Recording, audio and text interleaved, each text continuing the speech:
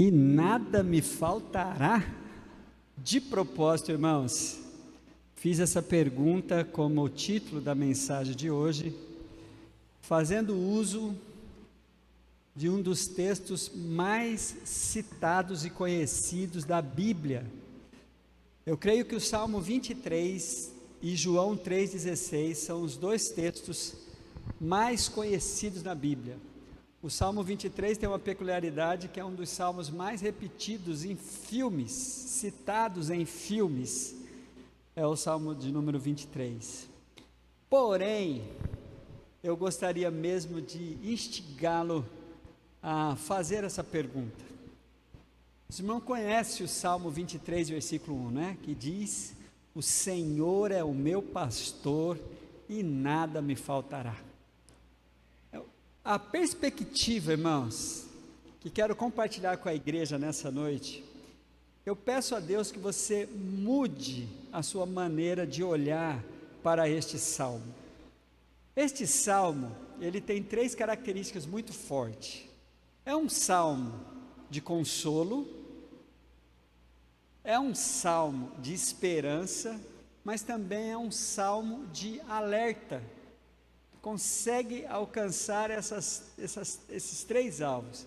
Por ele ser conhecidíssimo e por ele ser citado, muitas pessoas sabem o salmo de cor, ele recita o salmo. Eu me embanando um pouco quando eu vou recitar, eu acerto o salmo, mas eu antecipo o versículo e não coloco bem na ordem do jeito que é para colocar. Mas irmãos, quando você olha para esse salmo e você fica com esse desafio e com essa pergunta: o Senhor é meu pastor e nada me faltará. Realmente, será que nada me faltará? Qual que é a perspectiva que esse salmo vai dar? Primeiro, a questão do consolo. É muito bom saber disso, não é? Depois, a questão da esperança. Bom, a minha bênção deve estar a caminho, porque a Bíblia diz. Mas e o aviso? Eu quero parar exatamente no alerta que esse salmo dá. Este salmo, de maneira nenhuma, é uma poesia apenas no campo da alegoria, para ela ser cantada. Esse salmo, ele retrata uma realidade. O que Deus espera de nós é que nós tenhamos a coragem de fazer essa pergunta. E quando você vai fazer uma comparação com este salmo, com o que o próprio Davi diz no Salmo 13, você vai ver a expectativa de Deus, e Deus jamais vai te censurar, quando você tiver a coragem que o salmista também teve no Salmo 13. Dá uma olhadinha no Salmo 13 bem rápido, volte aí a sua Bíblia e vai lá 10 capítulos antes, que você vai encontrar o salmista um pouco meio decepcionado, porque ele está se sentindo meio abandonado, e literalmente por Deus. Ele começa assim o Salmo 13: até quando, Senhor? Até quando esquecer-te-á de mim? Quem está aí? Michele, se você achar a revista atualizada nas versões que você tem, você vai me ajudar. Eu sei que você está usando a NVI, eu de propósito trouxe a revista atualizada, porque ela é um pouco mais tradicional. Se você não tiver, tudo bem, os irmãos vão fazendo a interpretação aí, mas eu estou lendo a revista atualizada. Até quando, Senhor, esquecer-te-á de mim para sempre? O Senhor gosta muito dessa sinceridade, irmãos, da gente não querer impressioná-lo com aquilo que nós não estamos sentindo, ou como nós estamos percebendo que estamos passando. É muito bom, algumas vezes, a gente chegar diante de Deus e se queixar sem medo dele. É interessante que esse salmo começa assim, o Salmo 13, mas ele termina de uma maneira bem mais gloriosa. Mas eu quero me ater ao Salmo de número 23. Por quê? Porque nós, desassociados do mover de Deus dentro de nós, olhando apenas para a circunstância, e se fôssemos sinceros, a gente diria: está faltando coisas. O Senhor é meu pastor, mas infelizmente algumas coisas têm me faltado. Mas irmãos, É aí que está o segredo desta passagem bíblica. Aplicando a metodologia que vou compartilhar com vocês, você vai perceber que realmente o Senhor é o nosso pastor e nada tem nos faltado. Dá uma olhada para o texto nessa perspectiva que eu vou dizer para vocês. Ele vai dizer assim, ó: Ele me faz repousar em pastos verdejantes. Para aí. Para o Senhor, algumas Bíblias falam que Ele me leva para pastos verdejantes. Para o Senhor me levar para pastos verdejantes, em que pasto que eu estou para Ele mudar a minha situação? Eu estou em pastos secos, eu estou num lugar árido. Então o Senhor realmente é o meu pastor, que não me falta lugar áridos para Ele mudar essa situação. Posso ouvir um amém? Vocês entenderam isso? Então o Senhor é meu pastor, leva-me a pastos verdejantes. Para Ele me levar para pastos verdejantes, é porque algum momento da minha vida eu estou vivendo numa sequidão, num lugar árido, num lugar deserto, num lugar onde não tem verde. E agora, com essa perspectiva, você vai aplicando essa troca de realidade no salmo inteiro, irmãos. O Senhor é meu pastor e nada me faltará, inclusive lugares áridos, para Ele me mudar para lugares verdejantes. Continua olhando. Ele me faz, leva-me para junto de águas tranquilas, ou de águas de descanso.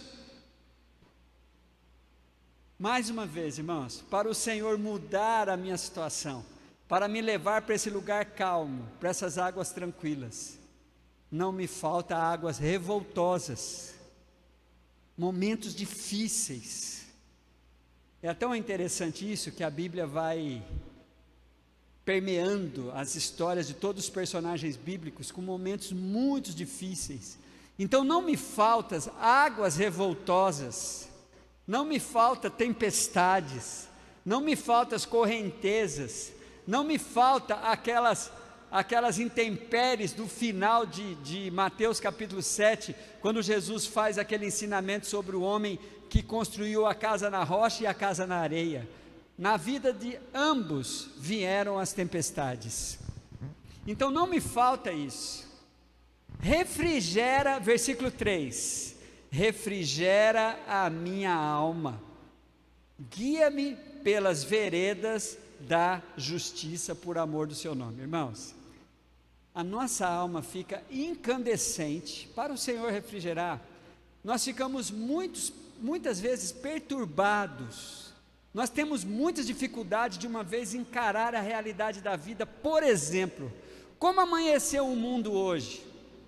Com uma notícia de uma guerra, que na nossa visão, eu acho que na visão, no tempo nosso, uma guerra totalmente sem propósito, causando angústia, causando injustiça, causando terror na vida de muitos inocentes, que não tem nada a ver com os interesses geopolíticos dos seus governantes. Então a nossa alma começa a queimar, a gente vê tanta injustiça, a gente vê tanta dificuldade, a gente vê tanta corrupção, a gente está agora em um ano tão difícil, e aí a nossa alma fica precisando de uma mudança de realidade. Então não nos falta, irmãos, momentos difíceis, angustiantes, para o Senhor vir e acalmar a nossa alma. E uma das coisas que traz incandescência à nossa alma é a injustiça. E o próprio Salmo diz: guia-me pelas veredas da justiça. Para o Senhor me levar para caminhos da justiça, é porque eu não estou andando no caminho da justiça, é porque a gente tem andado por caminhos injustos muitas vezes, não provocados por nós, mas alguns deles provocados pelas circunstâncias, ou então alguns provocados pela minha falta de estratégia de obediência a Deus. Então agora, irmãos, vocês estão percebendo como dá para olhar para o Salmo 23, sem precisar ficar defendendo Deus, não, pela fé nada me faltará. Não, esse Salmo está dizendo que não me falta situações em que Deus precisa mudar. Vamos continuar lendo. Agora vem um dos desafios maiores, e que este salmo fala de uma possibilidade, que é uma possibilidade de todo ser humano. Ainda que eu ande pelo vale da sombra da morte, não temerei mal algum, porque tu estás comigo, o teu bordão e o teu cajado me consolam. Há um segredo muito interessante aqui no vale da sombra da morte. Olha, preste atenção nisso para você não esquecer. Existe a ameaça natural da morte.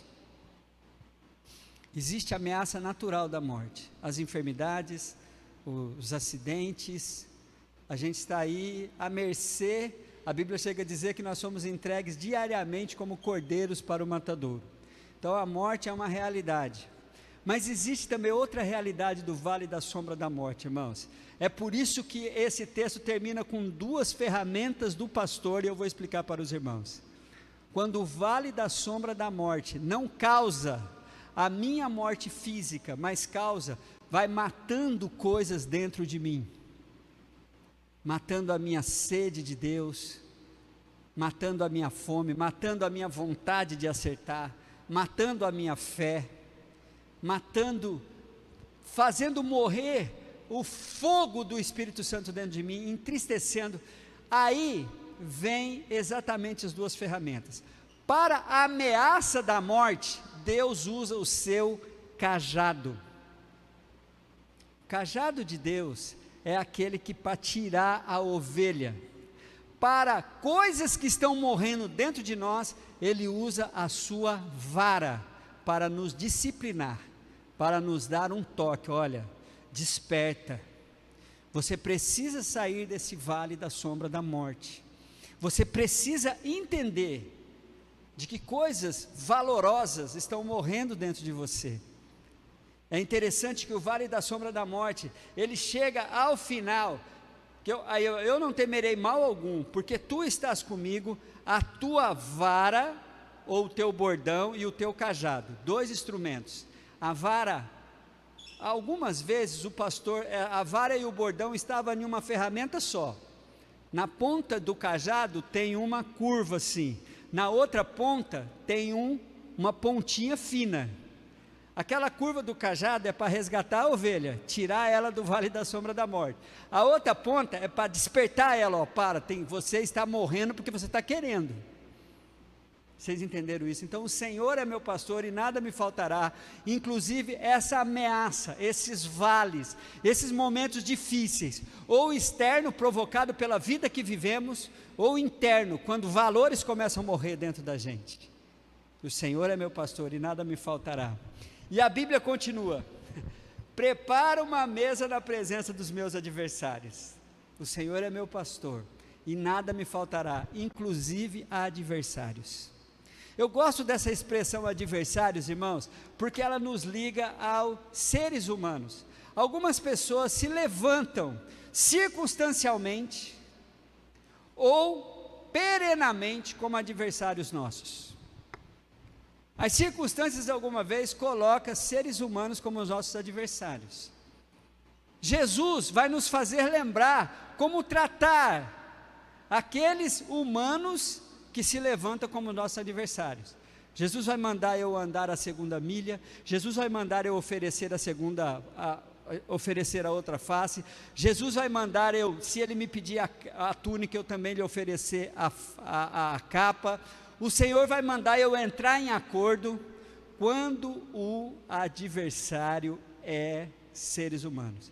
E, infelizmente, algumas vezes pessoas se posicionam assim. O ideal seria que não, mas nós temos pessoas. E o risco, e eu queria falar para você, procure, vigie, peça para Deus a força de você nunca se posicionar, partir de você à disposição de ser o adversário de alguém. A Bíblia vai dizer em Romanos 12, versículo 18: enquanto depender de vós, manter a paz com todos. Irmãos, os adversários humanos estão aí. Tem uma coisa que é muito interessante, que não deveria, se as pessoas tivessem consciência de Deus, nós nunca nos levantaríamos contra um semelhante nosso. Mas as circunstâncias, a ausência de Deus, a ausência do Espírito. Agora eu quero que você que está ouvindo a palavra de Deus, vigie, se posicione, para você não ser o ser ativo nessa questão de adversário. Você ser sempre aquele que está pronto para suportar. Agora nós temos o nosso adversário oficial, contra quem nós lutamos, que é Satanás. Para isso, há então uma ação de Deus quando você olha para o Salmo. Prepara uma mesa na presença dos meus adversários. Davi falava de um contexto, porque Davi teve o seu reino quase todo o tempo, só no final do reino de Davi, quase na transição do reino dele para Salomão, que Davi teve um tempo de paz. Mas Davi todo o tempo foi um guerreiro, ele sempre tinha adversários para enfrentar. E um dos últimos adversários que ele enfrentou foi seu filho, Absalão, que se levantou como adversário dele. Davi então, o contexto de Davi falava de adversários de guerra. E por isso é que ele fala que o Senhor prepara uma mesa na presença dos meus adversários, unge a minha cabeça com óleo, aí vem, adversários e um cálice que precisa ser cheio. O Senhor é meu pastor e nada me faltará, inclusive adversários, inclusive um cálice vazio para ele começar a encher. Irmãos, quando a gente olha esse salmo nessa perspectiva, nós não vamos ter dúvida nenhuma, que o Senhor é o nosso pastor e nada tem nos faltado. Eu espero que essa perspectiva mude a sua compreensão, que você olhe esse salmo então nas três facetas. É um salmo de consolo, glória a Deus, o Senhor é meu pastor e nada me faltará. É um solo de esperança, porque talvez tenha alguma coisa me faltando, eu vou crer no que a palavra diz, mas é um salmo de alerta. Esse salmo está dizendo que tem pastos secos, esse salmo está dizendo que tem águas revoltosas, esse salmo está dizendo que tem incandescência da alma e injustiça para ser vencido, esse salmo está dizendo que existe o vale da sombra da morte, a morte como uma ameaça externa e a morte quando valores começam a morrer dentro da gente. Para isso eu não preciso ter medo disso, porque eu sei que o Senhor vai intervir, ou com a sua vara para me corrigir, ou com o seu cajado para me tirar desse vale. Esse salmo está dizendo que o Senhor é meu pastor e nada me faltará, inclusive um cálice vazio para ele encher, uma mesa para ser posta na presença, e o Senhor é meu pastor e nada me faltará, inclusive adversários, para o Senhor me fazer mais que vencedor diante dessa circunstância. É maravilhoso demais olhar esse salmo desse jeito, porque a partir de agora você nunca mais vai olhar para ele do jeito só da, ai que bom, não, sabe por quê? Porque sinceramente algumas vezes você sente que está faltando alguma coisa lhe foi tirada, e você vai tentar impressionar Deus olhando para o seu coração, aí você vai lembrar, realmente, o Senhor é meu pastor e nada me faltará, inclusive momentos difíceis, para Ele mudar a minha situação. E aí como que o Salmo termina? O Salmo termina com toda a esperança e toda a ministração da fé, da esperança que nós precisamos ter. Bondade, versículo 6, por favor, igreja. Bondade e misericórdia certamente me seguirão, disso daqui nunca vai faltar. O favor de Deus. E o favor de Deus é tão misterioso que ele a gente tem que se posicionar com fé diante do favor de Deus. Porque quando você olha para as intempéries anteriores, pastos secos, águas revoltosas, alma incandescente, injustiça, cálice vazio, adversário, a vara e o cajado de Deus, você vai falar assim, que realmente, isso eu preciso, isso faz parte da bondade de Deus. Agora, as misericórdias do Senhor, essa é outra promessa que Jeremias em Lamentações vai dizer, no versículo 21, que elas renovam ou no capítulo 3, versículo 21, que ela renova todas as manhãs. Irmãos, tem um quê na misericórdia de Deus muito forte. Nós temos três evidências do agir de Deus na nossa vida. A Bíblia fala da justiça de Deus, a Bíblia fala da graça de Deus, a Bíblia fala da misericórdia de Deus. Justiça é quando você recebe o que você merece. A justiça de Deus, ela está no campo da semeadura e da colheita. Misericórdia de Deus é quando você não recebe o que você merece. Deus é misericordioso com você. Ele não permite que você sofra mais do que você suporta as consequências da sua semeadura. E a graça de Deus é quando você merece aquilo que você não, ou quando você recebe aquilo que você não merece. É o chamado de um dom imerecido. Você não merece a graça de Deus, mas Ele te dá. Então a justiça recebe o que você merece. Misericórdia, você não recebe o que você merece. E a Bíblia vai então falar que a bondade do Senhor, que precisa ser encarada com a fé, e a sua misericórdia, me seguirão todos os dias da minha vida. E aí vem aquilo que vamos aprender aqui neste sábado, sobre o significado de habitar na casa do Senhor para todo sempre. Esta é a promessa que foi concretizada na pessoa de Jesus. No tempo de Davi, as pessoas precisavam viajar para chegar até a casa de Deus. Depois de Jesus, o Senhor viajou para instaurar em nós a sua casa. Então você não precisa ir mais hoje em Jerusalém. Se puder ir, vai, porque é muito legal.